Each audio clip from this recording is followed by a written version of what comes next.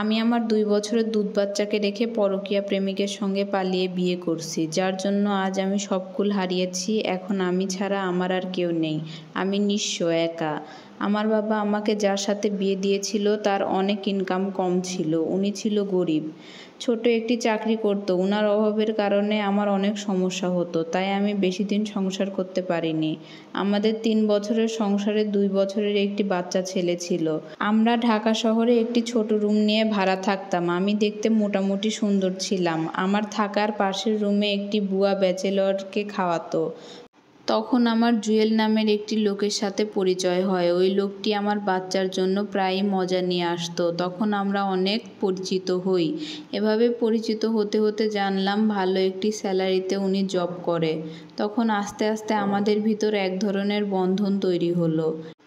সেটা আমাদের ভিতর একদিন প্রেমে পরিণত হলো। উনি একদিন আমাকে অফার করলো, চলো তুমি আর আমি বিয়ে করে ফেলি, দূরে কোথাও চলে যাই।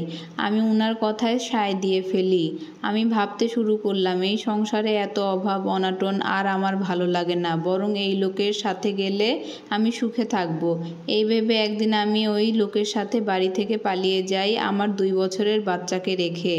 ওর বাবা কাজে গিয়েছিল। তখন আমি বাচ্চাকে ঘুম পাড়িয়ে আমি এই বাড়ি থেকে পালিয়ে যাই।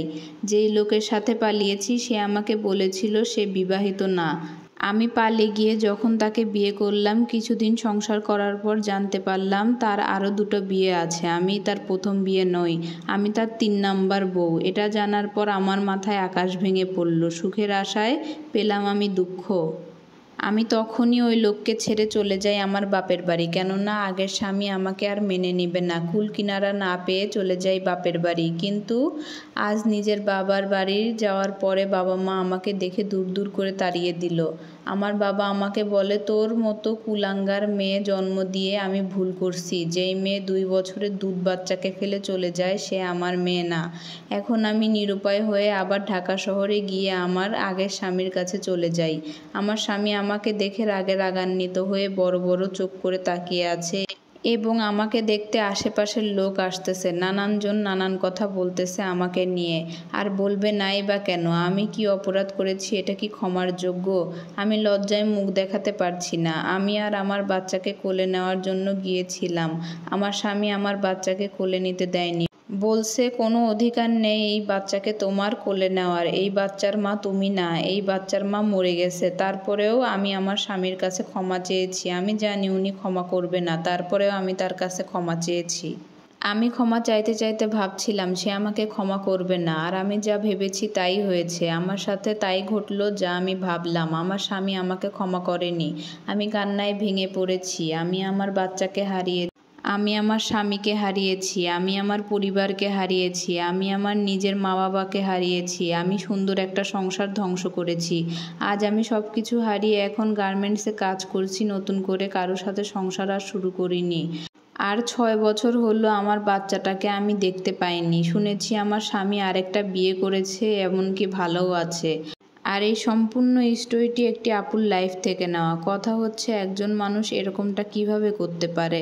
২ বছরের একটা বাচ্চাকে একা ঘরে রেখে সে চলে গেল। এইটুকুও কি ওই সময় ভাবতে পারলো না? যখন ঘুম থেকে উঠবে বা যাই হবে তখন এই বাচ্চাটা একা একা কী করতে পারবে?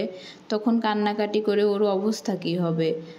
তার স্বামী যতক্ষণে বাসায় আসবে ততক্ষণে অনেক দেরি হবে। তার বাচ্চাটা ততক্ষণে কী খাবে? খিদাও লাগতে পারে। বাচ্চাটার জন্য যদি খাবার তৈরিও করে রেখে দিয়ে যায়, সেটা নিয়ে তার খাওয়ার মতো ক্ষমতাটাও নেই। সবচেয়ে বড় কথা, ঘুমের থেকে উঠে মাকে খুঁজবে। সেই মাকে না পেয়ে তার কী অবস্থা হবে? তখন বাচ্চার কথা চিন্তা করেনি। এখন ৬ বছর দেখতে পাচ্ছে না, ঠিকই কষ্ট পাচ্ছে। এই কষ্ট পাওয়ার কোনো মানে নেই। যাই হোক, যেমন কর্ম তেমন ফল। এই গল্পটি তিনি লিখেছেন এবং বলেছেন এই গল্পটি শেয়ার করে দিতে এবং সবাইকে সতর্ক থাকতে বলেছে তার মতো ভুল যাতে কেউ না করে।